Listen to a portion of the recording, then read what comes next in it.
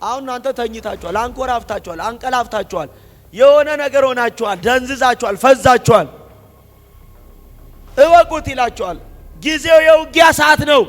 ጊዜው የምትዋገቡበት ሰዓት ነው። የምትነቁበት ሰዓት ነው። የምትዘጋጁበት ሰዓት ነው። አሜን። ጊዜው ቀርቧል። ለምን? ለመዋጋት ነው አባ። ስለዚህ ያለበት ዓለም የመተኛት ዓለም አይደለም፣ ጦርነት ያለበት ዓለም ነው። አሸንፈ ከፊት መዳንን ልታገኝ ራስን የምታዘጋጅበት ነው። አሜን። በዓለም ሳላችሁ ምን መከራ ምን ማለት ነው? ጦርነት አለባችሁ። አይዟችሁ ግን አትፍሩ። እኔ ዓለምን ምን አድርጌዋለሁ? ዓለምን ማሸነፍ፣ ጦርነት ጠላትን ማሸነፍ የምትችለው ኢየሱስን ከለበስክ ነው። የጨለማውን ሥራ ክፋትና ቅናትን ሐሜትና ወሬን ከውስጥ ካወጣን እነግርሃለሁ፣ ዘንድሮ በአንድ ጭወት የጠላትን ምሽግ ታፈርሳል። የክፎችን ሴራ ትገለባብጣለህ። አንድ ሰው ለኔ ነው ያለ አሜን ይበላ። ልበስ፣ ኢየሱስን ልበስ። ስለሌላው መራራትን ልበስ። በጎ ሐሳቢነትን ልበስ። ቅን ልቦናን ልበስ። ስለሚወድቀው ነፍስ መራራ ልበስ። ስለሌላው ስለሚወድቀው መጨነቅን ልበስ። ያን ጊዜ በእግዚአብሔር ፊት የጠላትን ምሽግ ታፈርሳል። የክፎችን ሥራ ትበትናለህ። ምን ስታረገው? ስትለብሰው።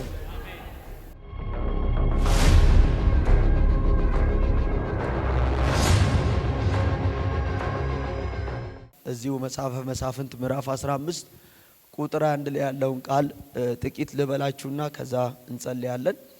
እዚህ ሐሳብ ላይ ስትመለከቱት ቁጥር 1 ላይ ሳምሶንም ወደ ጋዛ ሄደ፣ በዚያም ጋለሞታ ሴት አይቶ ወደ እርሷ ገባ ይላል። ምን አይቶ? ጋለሞታ ሴት አይቶ ወደ እርሷ ምን አለ? ገባ።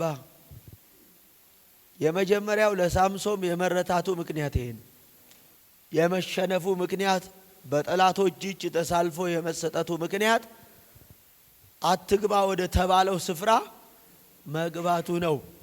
ገባ ይልና እንዲህ ይላል፣ የጋዛም ሰዎች ሳምሶን ወደ ከተማ ውስጥ እንደገባ ሰሙ፣ ከበቡትም፣ ሌሊቱንም ሁሉ በከተማይቱ በር ሸመቁበት ይላል። ማለዳም እንገለዋለን ብለው ሌሊቱን ሁሉ በዝምታ ተቀመጡ ይላል። አያችሁ፣ አይተው ሳምሶንን ድል እንዳረጉት ነው የተረዱት። ለምን? አትውረድ ወደ ተባለው ስፍራ ስለወረደ። አያችሁ፣ ብሉይ ኪዳን ዘመን በዚያ ዘመን እንዲመሩ የተሾሙ ሰዎች ትልቁ ሽንፈታቸው ሁለት ነገር ነው። የመጀመሪያው ምንድነው?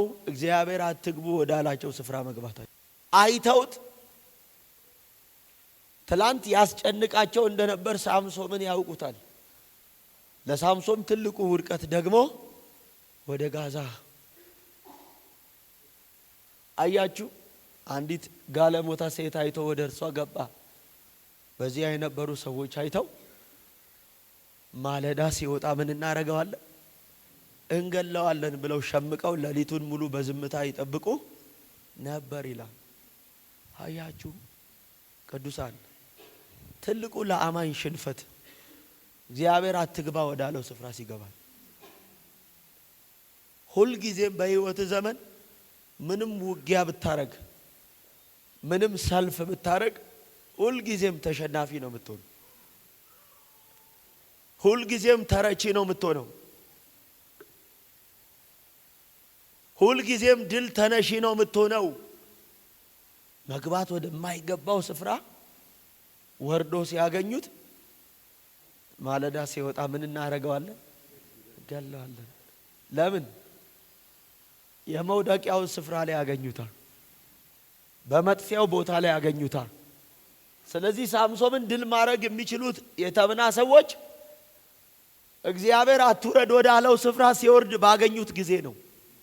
ለአማኝ ትልቁ ሽንፈት እግዚአብሔር አትግባ ወዳለው ስፍራ ሲገባ ነው። እግዚአብሔር አትንካ ያለውን ነገር ሲነካል፣ ለእግዚአብሔር መስጠት የሚገባውን ክብር መስጠት ሲያቆም እንዳትረሱ። የእግዚአብሔር አብሮነት ከኛ ጋር እግዚአብሔር አትግቡ ወዳለን ሳንገባ ከቀረን ነው። ያን ጊዜ አሸናፊዎች ምን ሆነው ማለዳ ሲወጣ እንገለዋለን ብለው ሸምቀው ይጠብቁ ነበር ይላል። በጣም የገረመኝ እዚህ ሐሳብ ላይ ተመልከቱት እና ምንድነው የሚለው እዚህ ሐሳብ ላይ ስትመለከቱት እንዲህ ብሎ ይናገራል። ከበቡት፣ ሌሊቱን ሁሉ በከተማይቱ በር ሸመቁበት። ማለዳም እንገለዋለን ብለው ሌሊቱን ሁሉ በዝምታ ተቀመጡ። ሳምሶንም እስከ እኩለ ሌሊት ተኛ። እኩለ ሌሊትም በሆነ ጊዜ ተነስቶ የከተማይቱን በር መዝጊያ ምን አድርጎ ያዘ? ተናገሯ። ከዛስ ከሁለት መቃኖችም ከመወርወሪያውም ጋር ነቀለው፣ በትከሻውም ላይ አደረገው። ከዛስ በኬብሮንም ፊት ወዳለው ተራራ ራስ ላይ ተሸክሞት ወጣ፣ በዚያም ጣለው። ከዚያም በኋላ በሶሬቅ ሸለቆ የነበረችውም ደሊላ የተባለች አንዲት ሴት ወደደ። የፊልስጤማውያን መኳንንት ወደ እርሷ ወጥተው እርሱን ሸንግለሽ በእርሱ ያለ ታላቅ ኃይል በምን እንደሆነ እኛስ እርሱን ለማዋረድ እናስረው ዘንድ አያችሁ፣ የእርሱ ኃይል በምን እንደሆነ ሸንግለሽ።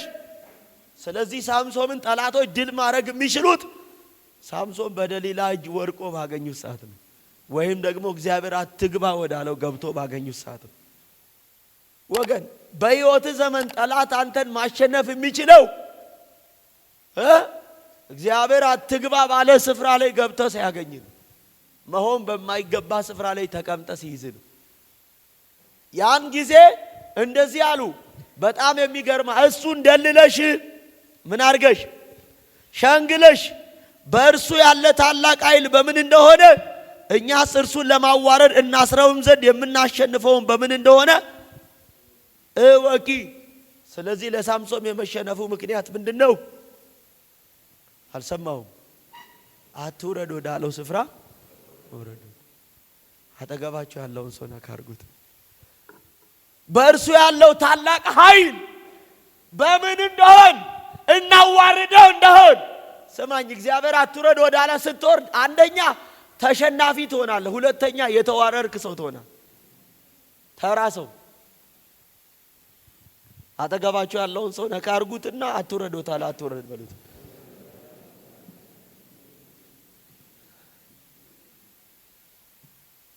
ስለዚህ እናሸንፈው እንደሆን ከዛ እናዋርደውም እንደሆን በእርሱ ያለው ታላቅ ኃይል ምንድነው ብላችሁ ብትሉኝ የሳምሶን ጥበብ ወይም ችሎታው ሳይሆን ሳምሶን ከእግዚአብሔር ሐሳብ ጋር መወገኑ ነው ታላቅ ኃይሉ። እግዚአብሔር ከሐሳብ ጋር ካልወገንክ፣ እግዚአብሔር ሁን ባለ ስፍራ ካልሆንክ ወገን የእግዚአብሔር ታላቅ ኃይል ካንተ ጋር ሊሆን አይችልም። አንደኛ የተሸነፍክ ሰው፣ ሁለተኛ የተዋረድክ ትሆናለህ። አላችሁ ውጪ ድምጻችሁ አይሰማም። የሰማችሁ ነው? እስቲ በደንብ አሜን በሏ። አትውረድ። ጠላትን ድል ለማድረግ ከእግዚአብሔር ሐሳብ ጋር ወግን። እግዚአብሔር አትግባ ወዳለ ስፍራ አትግባ። እግዚአብሔር አትሁን ባለ ቦታ አትገኝ። ያን ጊዜ እግዚአብሔር ታላቅ ኃይል ካንተ ጋር ይሆናል። ጠላቶችን ድል ያደርግልሃል። መውደቅን መዋረድን የሚፈልጉ ጠላቶችን ያሸንፍልሃል። እንዲህ ይላል፣ የምናሸንፈው በምን እንደሆነ ወቂ። እኛስ እያንዳንዳችን 100 ብር 100 ብር እንሰጥሻለን አሏት። ደሊላም ሳምሶንን ታላቅ ኃይል በምን እንደሆነ እንድትዋረድስ የምትታሰርበት ምን እንደሆነ እባክህ ምን እንድትል፣ አንደኛ እንድትዋረድ፣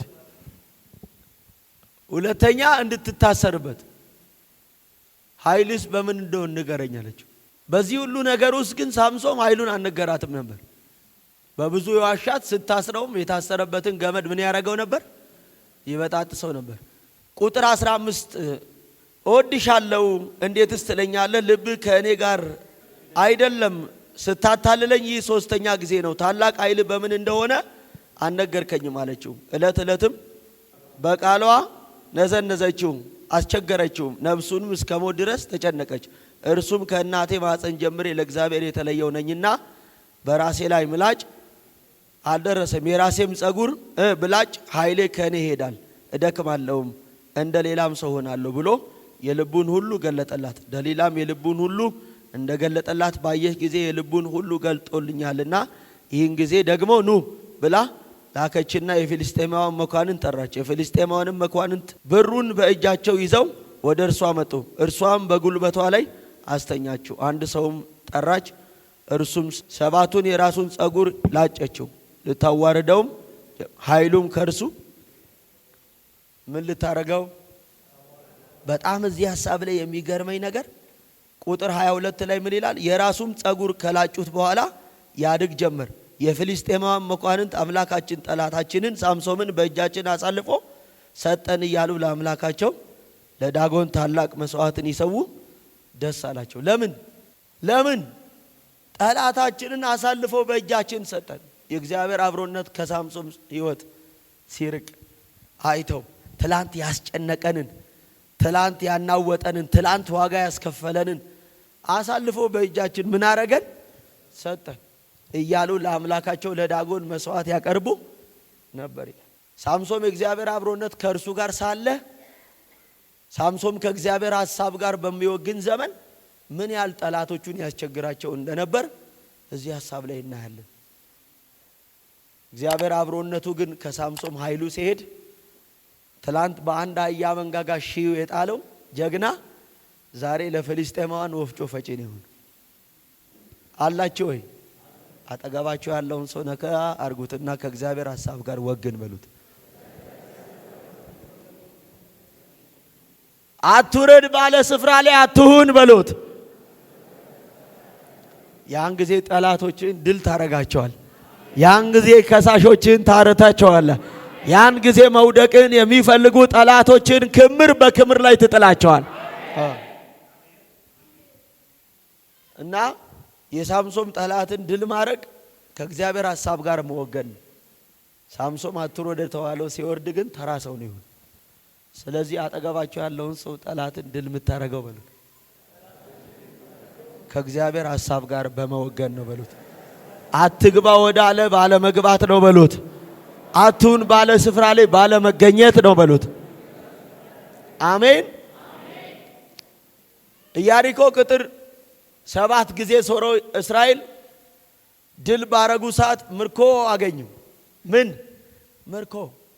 ምን ብሩን፣ ምን ሀብቱን ሊያገኙ የሚገባቸውን እና እግዚአብሔር አትንኩ ያላቸውን ነገር ነኩ። ኢያሱ ምዕራፍ 7 ቁጥር 1 ስሙኝ። ኢያሱ ምዕራፍ 7 ቁጥር 1 ይሄን ቃል ቶሎ ስሙኝ። የእስራኤል ልጆች ግን እርም ከሆነው ነገር በደሉ። ሁለተኛው አትንካ ያለህን ስትነካ ነው። እርም በሆነው ነገር ምን አረጉ?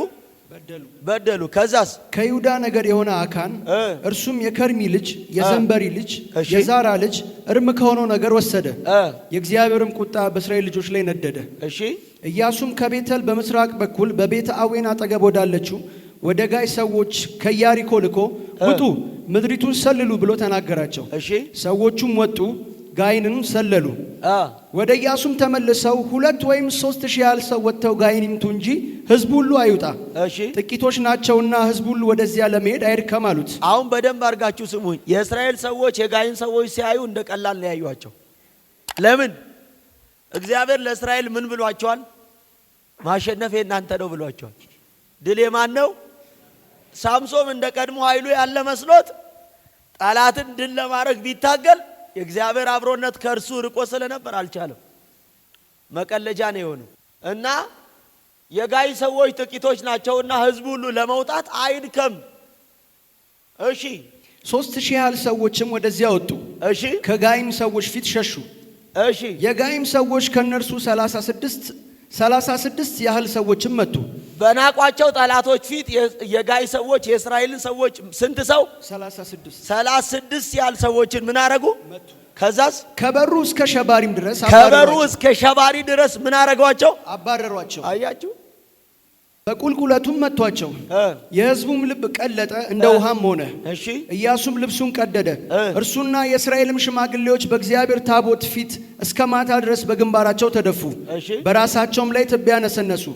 ኢያሱም አለ፣ ዋይ ጌታ እግዚአብሔር ሆይ በአሞራውያን እጅ አሳልፈህ ትሰጠን ታጠፋን ዘንድ። አይደለም ያለው ኢያሱ፣ ዋይ ጌታ እግዚአብሔር ሆይ በአሞራውያን እጅ አሳልፈህ ትሰጠን ታጠፋንም ዘንድ ለምን ይሄንን ሕዝብ ዮርዳኖስን በዚያ መቀመጥን በወደድን ነበር ነው ያለው። ዋይ ማለት የውርደት ምልክት የሽንፈት ምልክት ነው አላችሁ። ለምን እስራኤል አትንኩ ያላቸውን ነገር በነኩት አይምን። በሕይወታችሁ ዘመን ስማኝ፣ አንደኛ አትውረድ ወዳለ ከወረድክ፣ ሁለተኛ አትንካ ያለን ነገር ስትነካ ስማኝ፣ ምንም ድል ታረጋለህ የሚል እግዚአብሔር የማሸነፍ ተስፋ ቢሰጥ ለመዋጋት ወጥተህ ተዋርደህ ነው የምትመጣው። እንደ ቀደመው ወራት ፍልስጤማውያንን በአንድ አህያ መንጋጋ ክምር በክምር ላይ እንዳረጋቸው መስሎት ይጥላቸውም ዘንድ ሳምሶን በተነሳ ጊዜ እግዚአብሔር አብሮነቱ ከሱ ርቆ ስለነበር ምንም ማድረግ አልቻለም። ለጠላቶች መሳቂያ ነው የሆነው። እና ኢያሱን የሚያክል ንጉሥ ልብሱን ቀዶ ምንድነው ያለው? ዋይ ጌታ እግዚአብሔር ሆይ አሳልፈ በአሞራውያን እጅ ትሰጠን ታጠፋንም ዘንድ ዮርዳኖስን ለምን አሻገርከን? በዚያ መቀመጥን በወደድን ነበራል። ከዛስ ጌታ ሆይ እስራኤል በጠላቶቻቸው ፊት ከሸሹ ምን እላለሁ? አያችሁ፣ እስራኤልን የሚያክል ኪዳን ያለው ሕዝብ ለመዋጋት ወጥቶ በጠላት ፊት ፈርቶ ከተመለሰ ምን አፋለኛል? ወገን ተዋግተ ድል ማድረግ የምትችለው በምትወጣበት በምትሰራበት ስፍራ ተቀባይነት የሚኖር መፈራት የሚኖር ማሸነፍ የሚኖር ተሰሚነት የሚኖር እግዚአብሔር አትንካ ያለን ካነካ ነው። እየሰረክ እያስመሰልክ እግዚአብሔር አቱም ባለ ስፍራ ላይ እየተቀመጥክ ተዋግቼ አሸንፋለሁ ሰርቼ ይከናወንልኛል የለም። እንደ ቀድሞ ኃይሉ ያለ መስሎት ሳምሶን እኮ ጠላቶችን ድል ለማድረግ ታግሎ ነበር፣ ግን አቅም አልነበረው። ለምን? እግዚአብሔር አትውረድ ወዳለው ስፍራ ስለወረደ። አጠገባቸው ያለውን ሰው የማሸነፍ ኃይል ይበሉት። የትምህርት ደረጃ አይደለም በሉት። ያንተ የሀብት ብዛት አይደለም በሉት። የማሸነፍ ኃይላችሁ እግዚአብሔር አትንኩ ያላችሁን ካነካችሁ፣ እግዚአብሔር አትኑ ባላችሁ ስፍራ ካልተገኛችሁ። ምንድነው ያለው?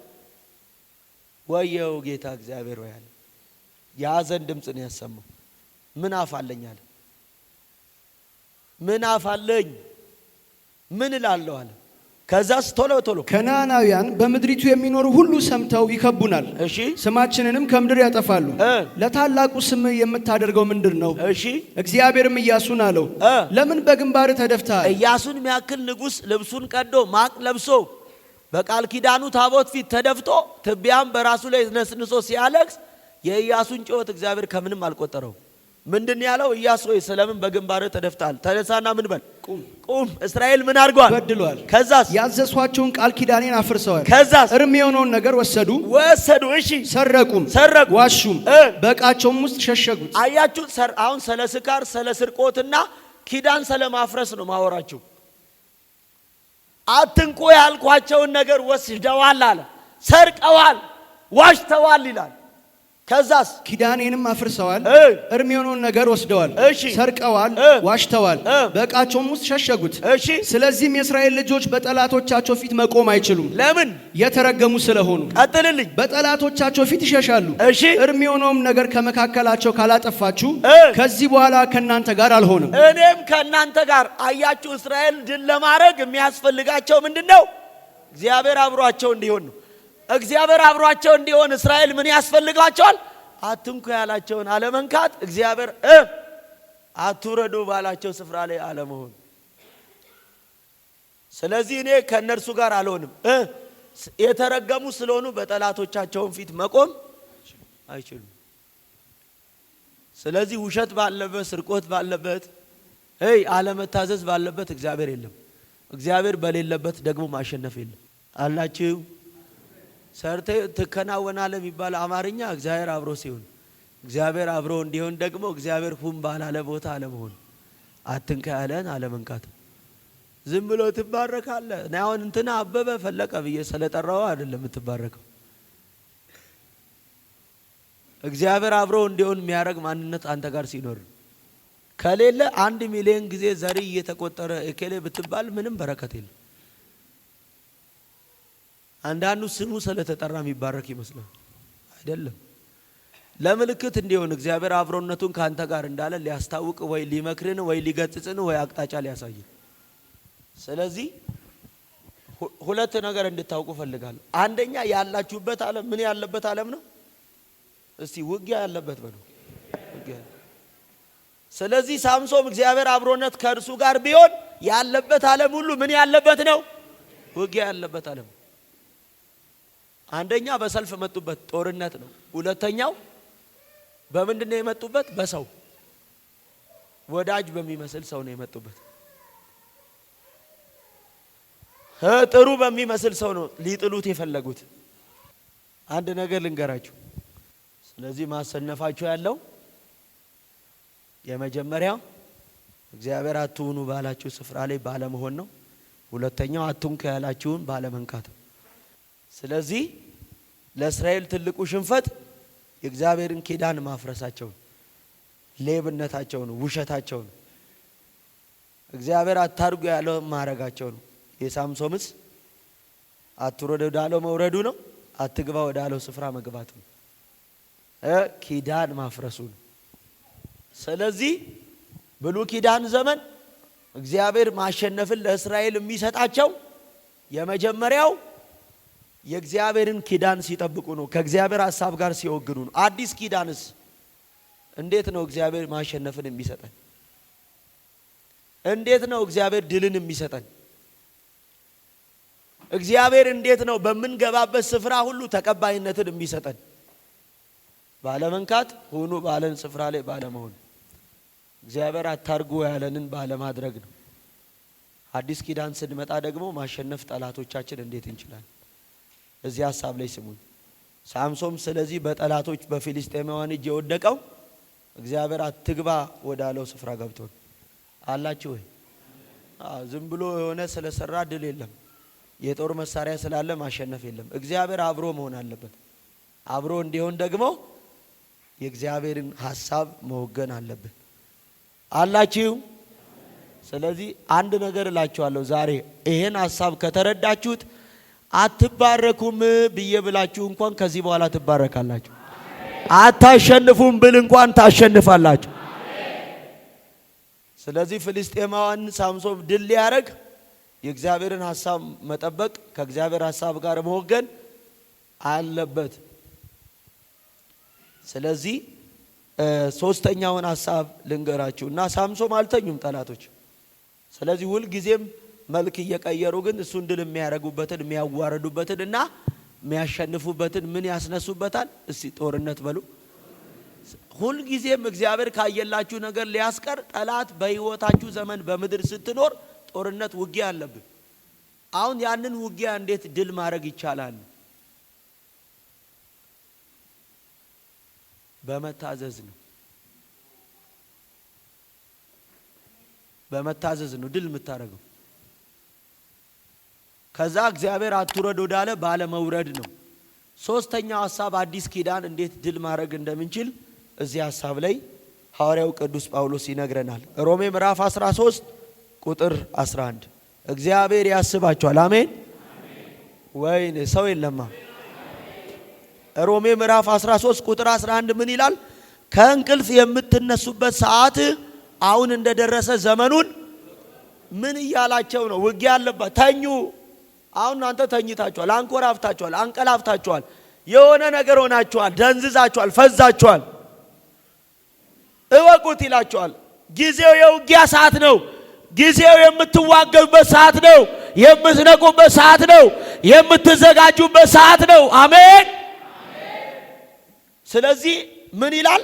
ዘመኑን እወቁ። ካመንንበት ጊዜ ይልቅ መዳናችን ዛሬ ወደኛ ምን ብሏል?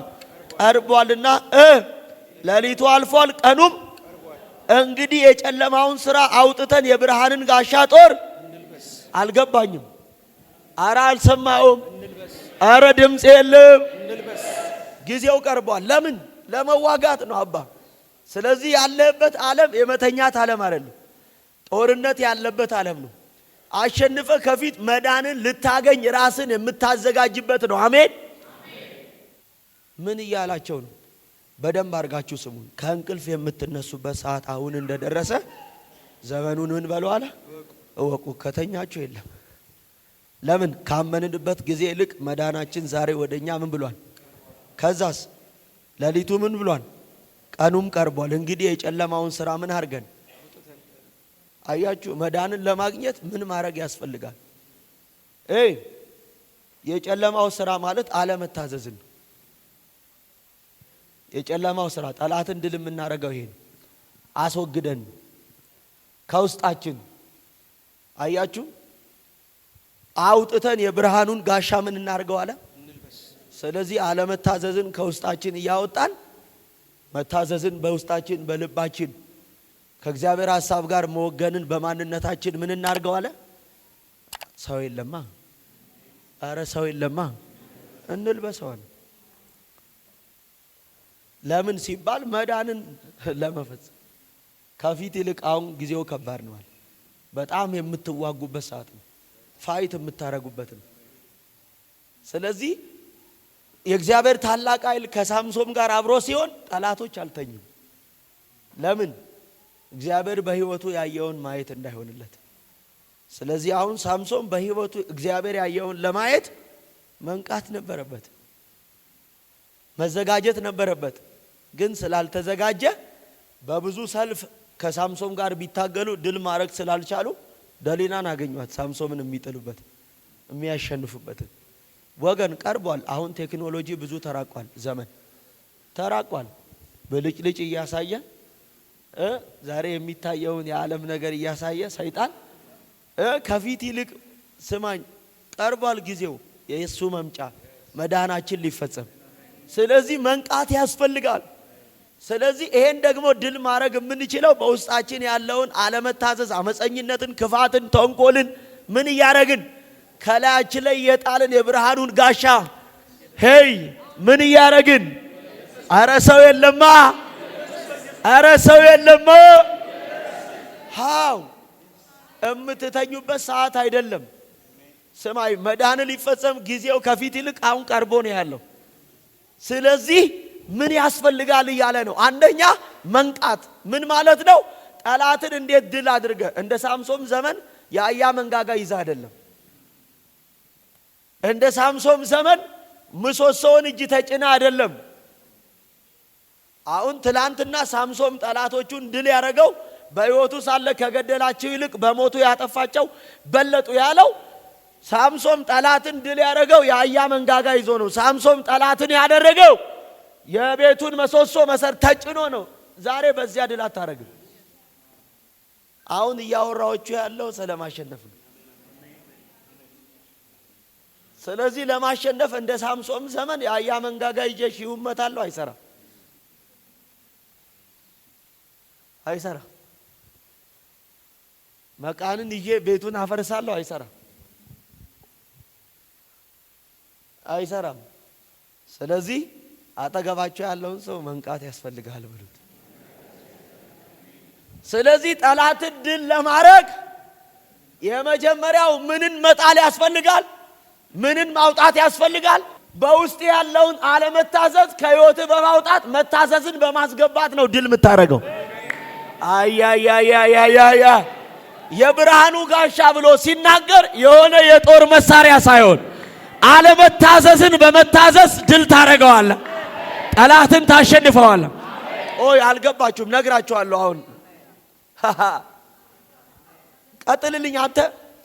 የጨለማን ስራ አውጥተን የብርሃንን ጋሻ ጦር እንልበስ፣ በቀን እንደምንሆን በአግባብ እንመላለስ። አያችሁ፣ በቀን እንደሚሆን በአግባብ እንመላለስ እና ምን አታርጉ እያላቸው በዘፈንና በስካር አይሁን። አያችሁ፣ በዘፈንና በስካር ቀደም ምንድነው ያለው ሳምሶን?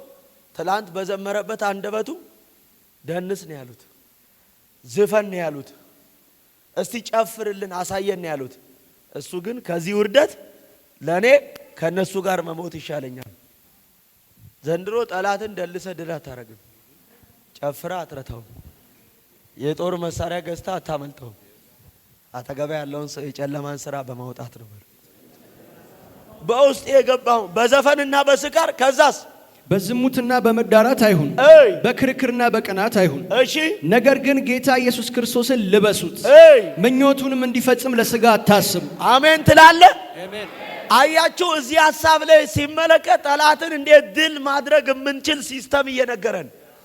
ስለዚህ ቅድም ሳምሶን ጠላትን ድል ያደረገው የአህያ መንጋጋ አንስቶ ነው። የቤቱን መሰሶ መቃኑን ይዞ ገንጥሎ ነው። አፍርሶት ነው። አብሮ እሱም ሞቶ ነው። እኛ ግን እንደዚህ አይደለም። አብረን እየሞትን ሳይሆን ስማኝ፣ ለስጋ ሐሳብ ምኞት ባለመገዛት አያችሁ፣ ባለማሰብ አያችሁ፣ የእግዚአብሔር ሐሳብ በሌለበት ስፍራ ላይ ባለመሆን እና ጌታ ኢየሱስን በመልበስ በለዋ። ስለዚህ ጠላት ድል የሚደረገው ከዚህ በኋላ በሀብታችን፣ በገንዘባችን፣ በእውቀታችን፣ በስልጣናችን፣ በጦር መሳሪያችን አይደለም።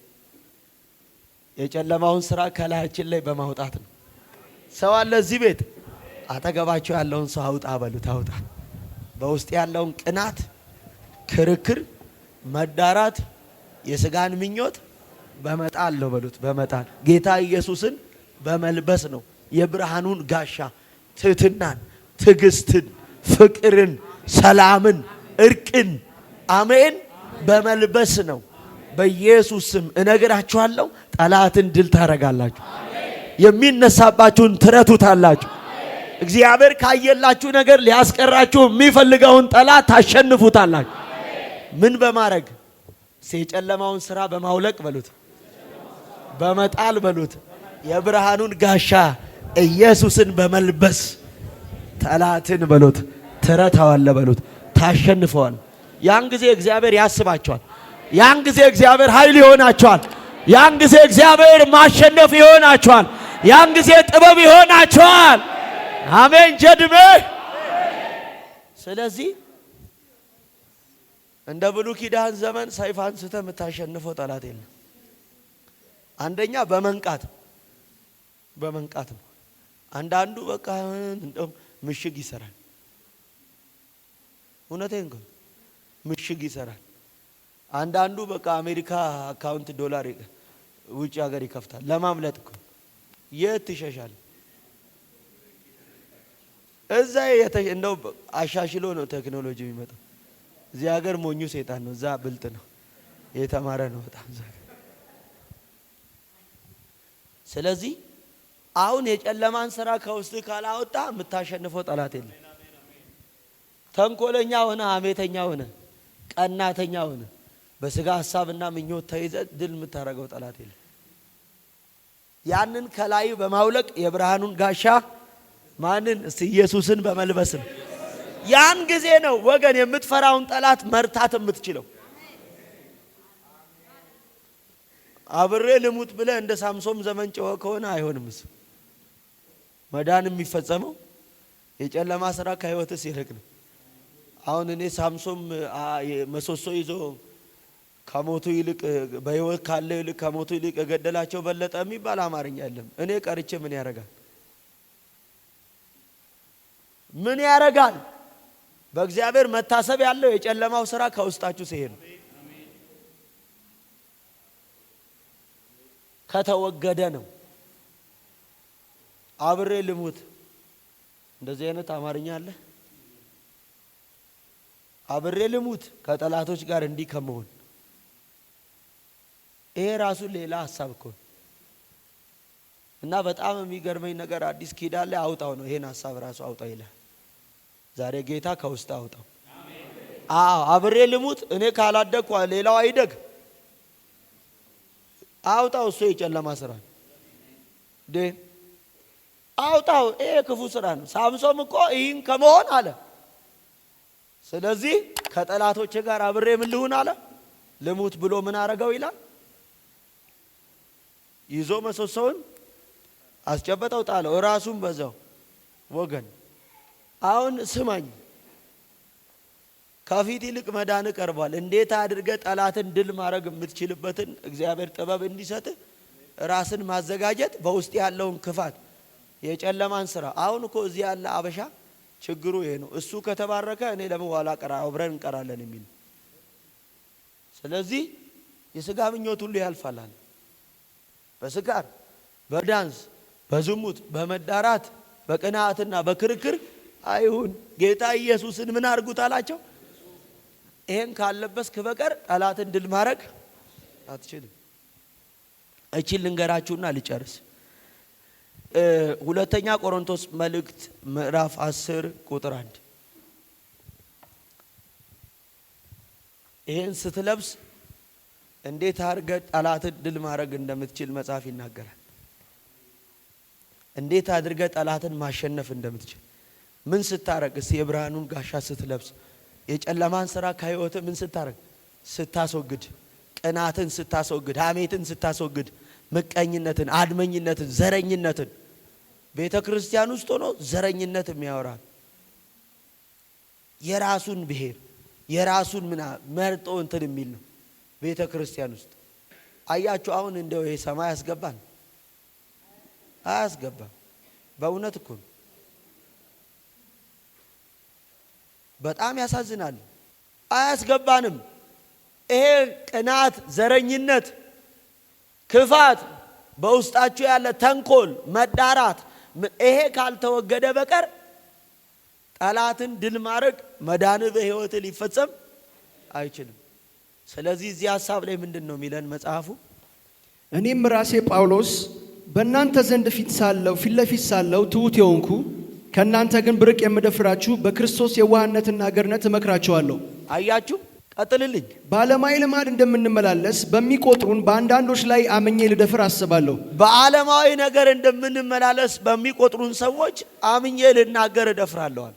በዚያ እምነት ግን ከእናንተ ጋር ሆኜ እንዳልደፍር እለምናችኋለሁ። እሺ፣ በሰው ልማድ ምንም እንኳን የምንመላለስ ብንሆን በሰው ልማድ እንኳን ምንም የምንመላለስ ብንሆን እንኳን አለ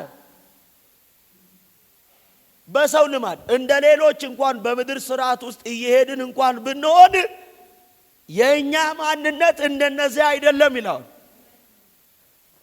አሁን አንዳንድ ሰዎች የበደለን ሰው በበቀል ለመመለስ አያችሁ፣ በቀል እግዚአብሔር ነው አለ ቅድም። በተለያየ መንገድ እዚህ ጋር ብንመላለስ አለ እንደ ሰው እንኳን ልማድ ግን ምን አንልም፣ እንደ ሰው ልማድ አንዋጋም። አያችሁ። ስለዚህ እንዴት ነው ታዲያ ጠላትን ድል የምናደርገው? እንደ ሳምሶን ሰይፍ አንስተን ነው ወይስ ያ መንጋጋ ይዘን ነው?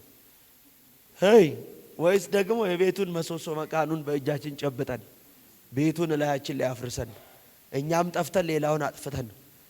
አያችሁ፣ እኔማ በሬን እሱ ካበላሸ የሱን አበላሻለሁ፣ አብረን እንቀራታለን እንጂ በዚህ አይደለም። የሌላውን ስም በማጥፋት አይደለም፣ ሌላውን በመውጋት አይደለም።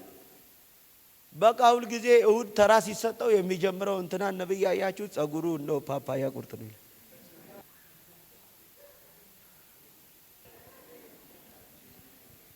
ምንም እንኳን አለ ብንሆን እና እንደ ሰው ሌሎች እንደሚያረጉት ወገን ወዳጅ የሚመስል ጠላት ቢበድል በስጋ ልትመልስ አትታገል። ያንተ ውጊያ በስጋ አይደለም። አንተ እየጠፋ ሌላውን በማጥፋት አይደለም። ስሙኝ፣ ምንም እንኳን እንደ ሰው ብንመላለስ ብንሆንም እሺ፣ እንደ ሰው ልማድ አንዋጋም። እንደ ሰው ልማድ አንዋጋም። እኛ ጦር ይዘን አንወጣም። እኛ ገንዘብ ከፍለን ስም አናሰድብም። የሌለውን አለ ብለን አናስወራም። እግዚአብሔር ያስነሳውን ሰው ለመጣል፣ እግዚአብሔር የቀባውን ሰው ለመጣል አናደራጅም መረጃ። ቢበድልተው ምንም ቢያረግተው ስለዚህ አስወግዱ። እኔ ካልወጣው እሱ ለምን ይወጣል? እኔ ካልተባረክ እሱ ለምን ይባረካል? ይሄን አስወግድ። ምንም እንኳን ብንመላለስ እንደ ሰው ግን አንዋጋም ማለት እና እንዴት ነው መዋጋት የምንችለው? እሺ፣ የጦር ዕቃችን ስጋዊ አይደለም። የጦር ዕቃችን ስጋዊ አይደለም። መድፍ አይደለም፣ ሰይፍ አይደለም፣ ቀንድ አይደለም፣ ቦምብ አይደለም፣ ታንክ አይደለም፣ ወረኛ አይደለም። የጦር መሳሪያችን የኛ መወጊያችን ምሽግን ለመስበር ግን በእግዚአብሔር ፊት ብርቱ ነው። አያችሁ፣ የብርሃንን ጋሻ ስትለብስ ስማኝ፣ በስካርና በዳንስ በዝሙት በመዳራት በቅናት በክፋት በተንኮል ካልሆነ ይህንን ኢየሱስን ከለበስከው የጨለማውን ሥራ ከላይ ከጣልክ እነግርሃለሁ፣ ምሽግን ለማፍረስ የኛ ጨዋታ የኛ እርምጃ የኛ ሩጫ የጠላትን ሥራ ለመበተን ብርቱ ነው። በጣም የገረመኝ ነገር አስተውሉ፣ ስሙኝ። ለካስ የጨለማው ሥራ ከውስጥ ሲወጣ የብርሃኑን ጋሻ ኢየሱስን ስትለብሰው እነግርሃለሁ ይኸውልህ የጠላ ምሽግን ለማፍረስ ምንድነናል በእግዚአብሔር ፊት ምኖች ነን ሌላ መሳሪያ ይዞ 10 ከሚመታው ይልቅ አንተ የብርሃኑን ጋሻ በመልበስ የጨለማውን ሥራ ክፋትና ተንኮልን ከውስጥ በማራቅ ስለሌላው ኃጢአተኛው ስለሚጠፋው ስለሱ ይቅርታ በመጸለይ የጠላትን መንደር ታናውጠዋል። ሰው የለማ። በጣም የገረመኝ ይሄን ስታረጋው ነው። ምሽግን ለማፍረስ አለ። ብዙ ምክር በህይወታችሁ እንደ ሳምሶን ሊነሳባችሁ ሰልፍ ይችላል። ደግሞም አለ ይኖርባችኋል። ለምን በዮሐንስ ወንጌል ምዕራፍ 16 ላይ ስትመለከቱት ምን ይላል? በዓለም ሳላችሁ ምን መከራ ምን ማለት ነው? ጦርነት አለባችሁ። አይዟችሁ ግን አትፍሩ። እኔ ዓለምን ምን አድርጌዋለሁ? ዓለምን ማሸነፍ ጦርነት ጠላትን ማሸነፍ የምትችለው ኢየሱስን ከለበስክ ነው። የጨለማውን ሥራ ክፋትና ቅናትን ሐሜትና ወሬን ከውስጥ ካወጣል እነግራለሁ ዘንድሮ በአንድ ጭወት የጠላትን ምሽግ ታፈርሳል። የክፎችን ሴራ ትገለባብጣለ። አንድ ሰው ለኔ ነው ያለ አሜን ይበላ። ልበስ ኢየሱስን ልበስ።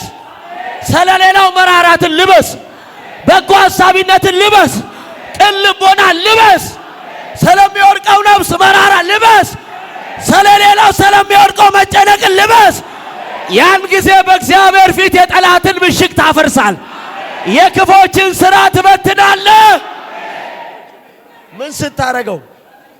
ስትለብሰው። ክፋትና ተንኮልን ከውስጥ ካራክ ወረኛ ተንኮለኞች፣ ሐሜተኞች፣ ቀናተኞች አንድም ቀን ሰው ሆነ ያውቁ። ሁሉ ጊዜ ወዘላቸው። አንተ ሁለት ነገር ነው ስማኝ። አሁን የብርሃኑን ጋሻ ስትለብስ የጨለማውን ሥራ ከውስጥ ስታወጣ አንደኛ ምሽግ ማለት ምን ማለት ነው?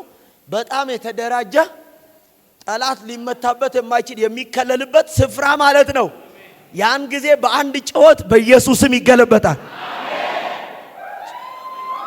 ቦምብ ጠምዳ አይደለም፣ ሌላ ወረኛ ገዝታ አይደለም፣ ሄይ ሚዲያ ገብቶ የሌላውን ስም እንዲያጠፋ የሆነ ብር ሰጥተው አይደለም።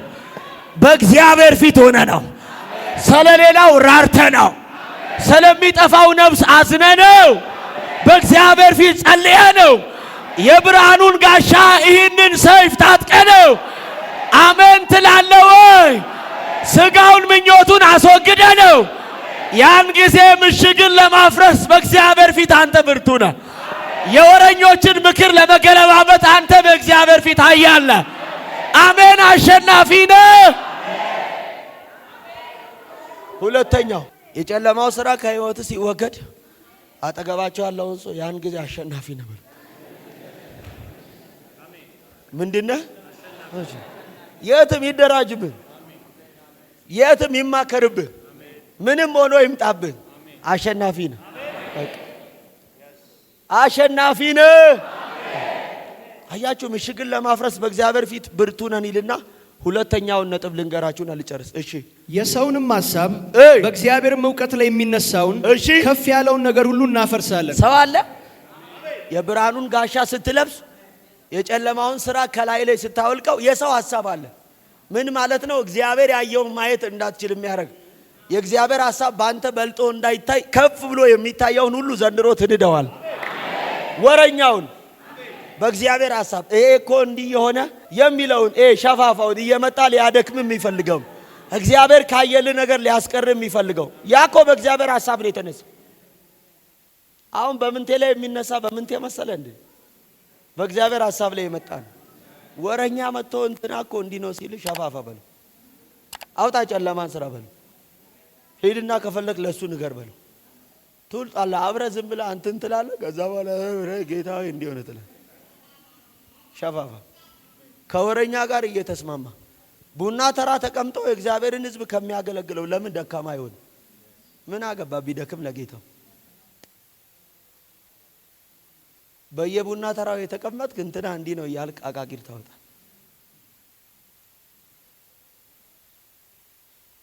የጨለማው ሥራ ከውስጥ ላይ ቅናት ካልወደቀ እሱ እኮ እንዲህ ቸርች ያረገ የራሱን ቤት እየሰራ ነው። ምን አገባ ይስራ። የሚጠየቀው ጌታ ነው። በእግዚአብሔር ሐሳብ ላይ የሚነሳ ከፍ ከፍ ያለው ሁሉ የክፉን ሥራ ምን እናረጋዋለን? የጨለማው ስራ ከውስጥ ላይ ምን ከሆነ ነው? ከወጣ ነው። የብርሃኑን ጋሻ ምን ካረክ ነው? ካለበስ ሄይ ስጋውና ምኞቱን ከላይ ምን ካረክ ነው? ከገፈፍከው። ያን ጊዜ የሚነሳውን የክፉን ስራ በእግዚአብሔር መንግስት ውስጥ የሚያገለግሉ ባሪያዎችን የጀመሩትን ነገር ለማስቆም የሚነሳውን የጨለማውን ስራ የሰው ሐሳብ ይለዋል። ይሄን ሁሉ እናፈርሰዋለን። ልበስ። አሜን። የጨለማውን ስራ ከላይ አውልቅ። አሜን። የብርሃኑን ጋሻ ልበሰው። አሜን። ስጋውና ምኞቱን አስወግድ። አሜን። ከእግዚአብሔር ሐሳብ ጋር ወግን። አሜን። ያን ጊዜ በእግዚአብሔር ሐሳብ ላይ የሚነሳው የሰው ሐሳብ ከፍ ያለውን ሁሉ ዘንድሮ ተገለብጠዋል። አረ ሰው የለም አማኝ። እሺ ለክርስቶስም ለመታዘዝ አይምሮን ሁሉ እንማርካለን። በቃ ጨለማው ካንተ ህይወት ካልተወገደ ለክርስቶስ የሚታዘዘውን አእምሮ መማረክ የምትችልበት ጸጋ ካንተ ጋር ሊሆን ይሄ ነው። በቃ አጠገብ ያለውን ሰው ጨለማው ዛሬ ይወጣል ይላችሁ። ምን ይወጣል? ጨለማው